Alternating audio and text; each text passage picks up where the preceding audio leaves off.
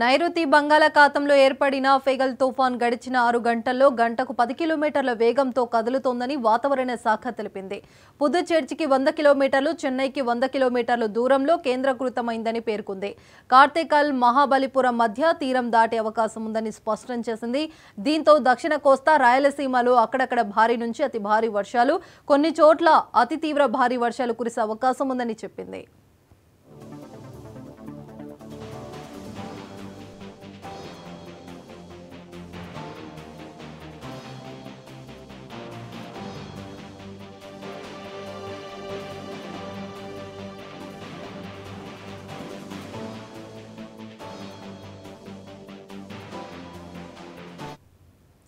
నైరుతి బంగాళాఖాతంలో ఏర్పడిన ఫెంగల్ తుఫాన్ గడిచిన 6 గంటల్లో గంటకు 10 కిలోమీటర్ల వేగంతో కదులుతుందని వాతావరణ శాఖ తెలిపింది.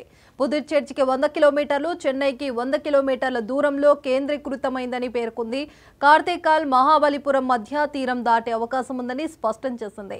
దీంతో దక్షిణ కోస్తా, రాయలసీమలో అక్కడక్కడ భారీ నుంచి అతి భారీ వర్షాలు, కొన్ని చోట్ల అతి తీవ్ర భారీ వర్షాలు కురిసే అవకాశం ఉందని చెప్పింది.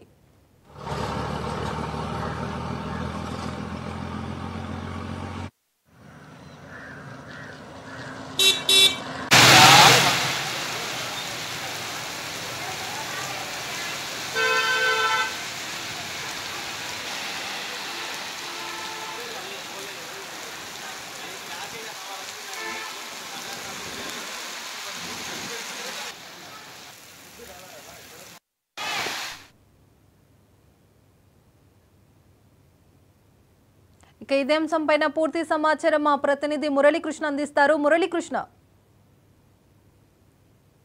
రైట్. అయితే ఫెంగల్ తుఫాన్ ఇటు ఆంధ్రప్రదేశ్, అదేవిధంగా ఇటు తమిళనాడు, పుదుచ్చేరులను వణికిస్తుందని చెప్పుకోవచ్చు. ఎందుకంటే గడిచినటువంటి 6 గంటల వ్యవధిలో ఒక్కసారిగా కూడా తుఫాన్ ఎఫెక్ట్ భారీగా ఈ 3 రాష్ట్రాల పైన పడింది. భారీ ఎత్తున వర్షాలు కూడా కురుస్తున్నటువంటి పరిస్థితులు కనిపిస్తున్నాయి. ప్రత్యేకించి ఆంధ్రప్రదేశ్ లోని ఏదైతే దక్షిణ కోస్తాతో పాటు రాయలసీమ జిల్లాల్లో ఒక్కసారిగా భారీ వర్షాలు కురియడంతో ప్రజల్లో ఏదైతే జనజీవనం కూడా అస్తవ్యస్తంగా మారింది. ఎక్కడికెక్కడ రోడ్ల పైన భారీ ఎత్తున కూడా ఇటు వర్షపు నీరు ప్రవహిస్తున్నటువంటి పరిస్థితి కనిపిస్తుంది. అదేవిధంగా లోతట్టు ప్రాంతాలన్నీ జలమయమయ్యాయి. మరి కాసేపట్లోనే ఇది పుదుచ్చేరి, తమిళనాడు అటు కరైకల్లు, అదేవిధంగా మహాబలిపురం మధ్యలో ఈ ఏదైతే ఈ ఫెంగల్ తుఫాన్ కూడా తీరం దాటుతుందని చెప్పి అధికారులు హెచ్చరికలు జారీ చేస్తున్నటువంటి పరిస్థితి ఉంది.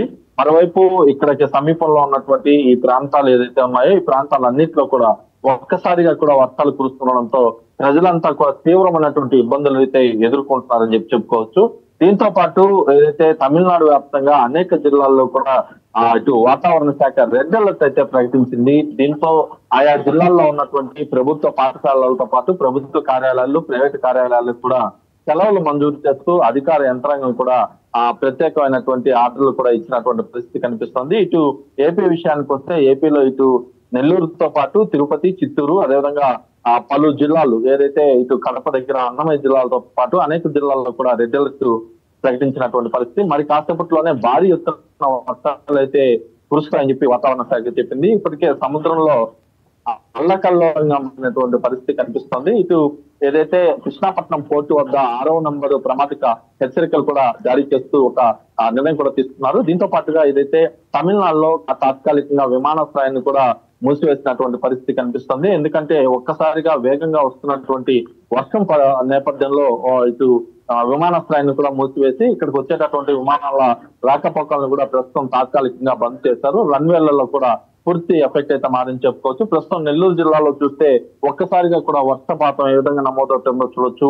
భారీ వర్షం అయితే నెల్లూరు జిల్లా వ్యాప్తంగా కురుస్తుంది. ఎందుకంటే ఇక్కడికి సమీపంలో ఉన్నటువంటి ప్రాంతం అంతా కూడా ఒక్కసారిగా నీట మునిగిపోవడంతో ప్రజలైతే అవస్థలు పడుతున్నారు. ఈ నేపథ్యంలోనే ఎక్కడికక్కడ కూడా జనజీవనం స్తంభించిందని చెప్పుకోవచ్చు.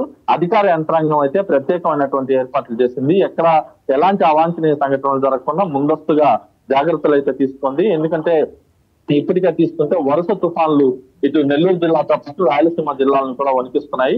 ప్రత్యేకించి ఇప్పుడు ఫెంగల్ తుఫాన్ నేపథ్యంలో ఫెంగల్ తుఫాన్ ఒక్కసారిగా ఆకస్మిక వరదలు వచ్చే అవకాశం ఉందని చెప్పి అధికారులు హెచ్చరికలు జారీ చేశారు. ఈ క్రమంలోనే నెల్లూరు జిల్లాకి సమీపంలో ఉన్నటువంటి సోమశిల జలాశయం వద్ద కూడా రక్షణ చర్యలు చేపట్టారు. ఒకవేళ అకస్మాత్తుగా కనుక వరద వస్తే పెన్నా పరివాహక ప్రాంతాలైనటువంటి అనేక ప్రాంతాల్లో కూడా భారీ ఎత్తున నష్టం వాటిల్లే అవకాశం ఉండడంతో పెన్నా పరివాహక ప్రాంతాల్లోని ప్రజలంతా కూడా అప్రమత్తంగా ఉండాలని చెప్పి సూచనలు అయితే ఆ వాతావరణ శాఖ జారీ చేసింది. దీంతో పాటుగా కూడా ఏదైతే ఎన్డీఆర్ఎఫ్ బృందాలు, ఎస్డీఆర్ఎఫ్ బృందాలు కూడా నెల్లూరు నగరానికి ఇటు జిల్లాల పరిధిలో ఉన్నటువంటి అనేక ప్రాంతాలకు కూడా చేరుకున్నాయి. ఇటు తమిళనాడుతో పాటు పుదుచ్చేరికి సమీపంలో ఏదైతే కారైకల్లు, అదేవిధంగా మహాబలిపురం వద్ద తీరం దాటే అవకాశం ఉండడంతో కొంత పరిస్థితి అయితే భిన్నంగా మారింది. ఈ రోజు రాత్రికి భారీ నుంచి అతి భారీ వర్షాలు కూడా కురుస్తాయని చెప్పి వాతావరణ శాఖ హెచ్చరికలు అయితే ప్రస్తుతం జారీ చేసినటువంటి పరిస్థితి ప్రధానంగా ఉంది. తమిళనాడు, అదేవిధంగా ఆంధ్రప్రదేశ్ లోని రాయలసీమ జిల్లాలతో పాటు పుదుచ్చేరిలో తీరం వెంబడి దాదాపు 70 నుంచి 90 కిలోమీటర్ల వేగంతో ఈదురుగాలులు వీస్తుండడంతో చెట్లు కూడా పడిపోయే అవకాశాలు ఉన్నాయి. కాబట్టి విద్యుత్ శాఖ అధికారులు చర్యలు తీసుకోవాలని చెప్పి ఆదేశాలు ఇచ్చింది. తీర ప్రాంత గ్రామాల్లో చలిపులి భారీగా చంపేస్తుంది. మరోవైపు వర్షపు నీరు ఆ ప్రాంతాల్లో కానీ వెళ్తే అక్కడ ఉన్నటువంటి ప్రజల్ని సహాయక చర్యలు చేపట్టి పునరావాస కేంద్రాలకు కూడా తరలించాలని చెప్పింది. ఏదేమైనప్పటికీ తుఫాన్ ఎఫెక్ట్ మాత్రం ఈ 3 రాష్ట్రాలపైన భారీ ఎత్తున చూపిస్తోంది. ఇవాళ రేపు భారీ నుంచి అతి భారీ వర్షాలు అయితే కురిసే అవకాశాలు పుష్కలంగా కనిపిస్తున్నాయి. Right, thank you Muralikrishna.